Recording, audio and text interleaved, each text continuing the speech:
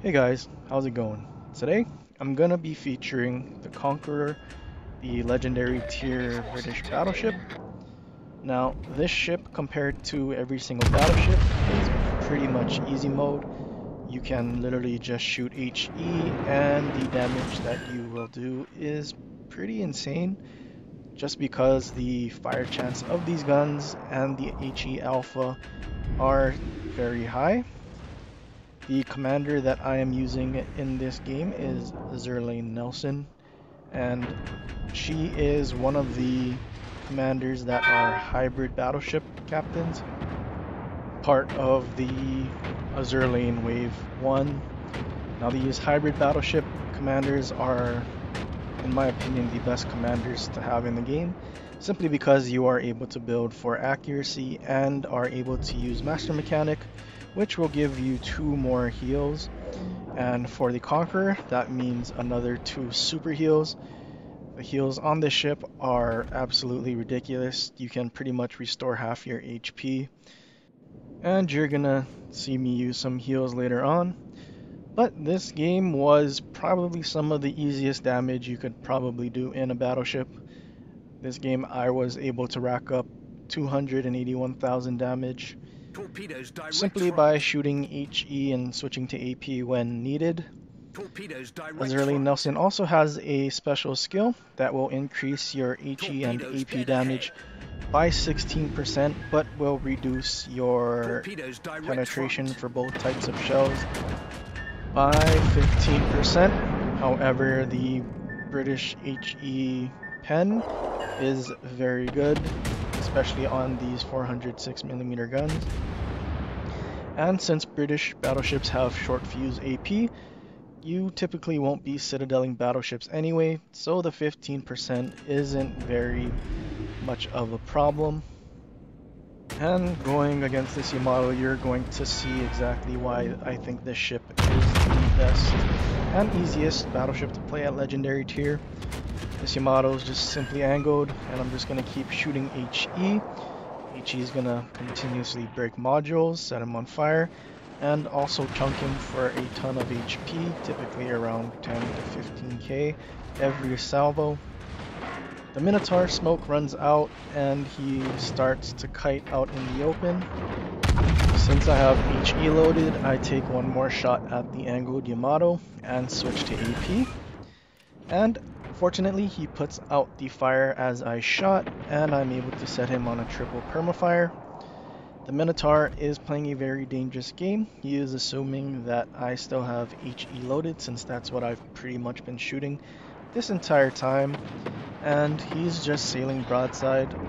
I do get a shot off, and he doesn't seem to be turning, but these shells just end up overpenning him, which is unfortunate.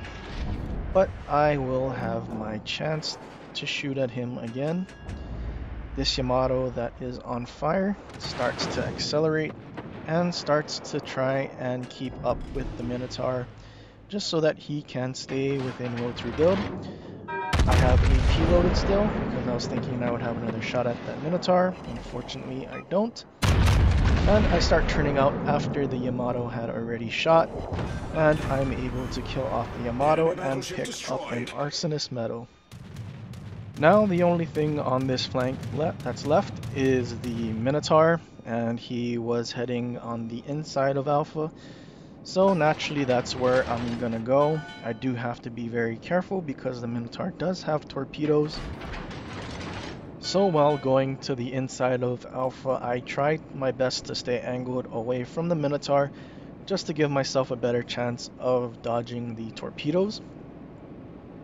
I do know that he is not quite close to the cap, since I am not on sonar. I would assume if this Minotaur was pushing in, he would be using his sonar and I would get spotted.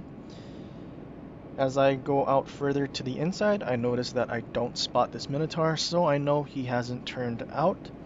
And the cap ends up getting contested by the Minotaur, so I know he is right there. He turns out a little too much broadside. He was trying to get torpedoes off since I was heading to the left. But he ends up getting dev struck, and we have secured this flank. And now all I have to do is farm battleships that are pretty much at max range with HE. Again, this is pretty much what you're going to be doing in a Conqueror most of the time anyway. And even if you weren't, AP would still be very good. But again, the ship is just easy mode. Take my first salvo at that full HP Vanguard, and I am able to hit him for about 10k and set him on fire. This is pretty much what you would expect from these Conqueror HE salvos, chunking them for a bunch of HP and setting them on fire. I took a quick peek at the Vanguard to make sure that the fire that was set on him is still burning, which it is. So I decide to take a shot at the Yamato so I can have them both on fire at the same time. Following the shells in, I do set him on a triple fire and chunk him for more than 10k. A Conqueror that spams HE at battleships is probably one of the most annoying things to deal with, simply because of how effective it is and how easy it is to do. I take a shot at the Vanguard, who damage con the fire, and I'm gonna get a bunch of good hits on him, about 15k worth of damage, but I don't set him on fire, which is unfortunate, considering how many shells had actually hit the Vanguard, and how high this fire chance is at 46%. All this time spamming HE, I'm able to get a Witherer medal and a high caliber. Yamato ends up damage conning that triple fire, so I take another shot at him, and I'm able to set him on a permanent fire that will burn for full duration. Now I need to set that Vanguard on fire again, so he will be my next target. We've been in this game for about 9 minutes, and we've already racked up 185,000 damage, and it's counting up from the fires that we have been setting. Now we have a fire on the Yamato and this Vanguard, and the damage will just keep ticking up. Now we're at 200,000 damage, and now this Vanguard starts to push in away from the Yamato, which at this point in the game I was kind of disappointed with. I was kind of hoping he would just reverse next to the Yamato and stay within will to rebuild if he had it, and I'd be able to just farm damage and possibly pass the 300k mark. There's not a whole lot of ships that I've passed that much damage with. I think I've only passed it in my Massachusetts B with 313, and the GK with about 307 or so.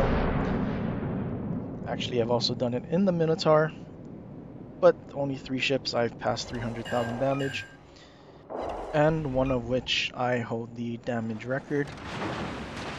This Vanguard is just gonna keep pushing in, and I will never understand why players do this, but as he's pushing in, you can see that there's a Minotaur shooting AP at him, but he ends up turning broadside in front of the Minotaur so that the Minotaur can full pen him.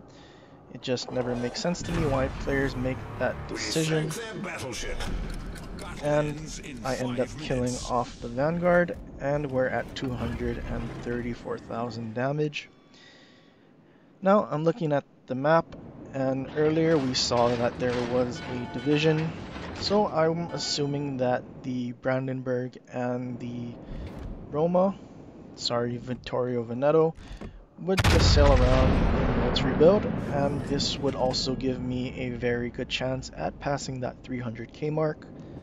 But I also don't want to throw my ship away and throw a win away, so all I'm gonna do is park here at Bravo and shoot at the ships, since we have a points lead and we are probably gonna get a 2-cap advantage. Their Brandenburg is just sitting there, bow in, not really moving anywhere, so I take a shot at him, and just continuing the Conqueror trend of just shooting HE. Unfortunately, I was not paying attention, and I end up leaving the cap, which I probably would have been able to capture it without getting reset. And now we're at 242,000. probably the easiest damage you could ever do in a battleship, is just sit here and shoot HE. The enemy team needs to be the one to push if they want to win, so me sitting here is the right move instead of pushing in and trying to win harder.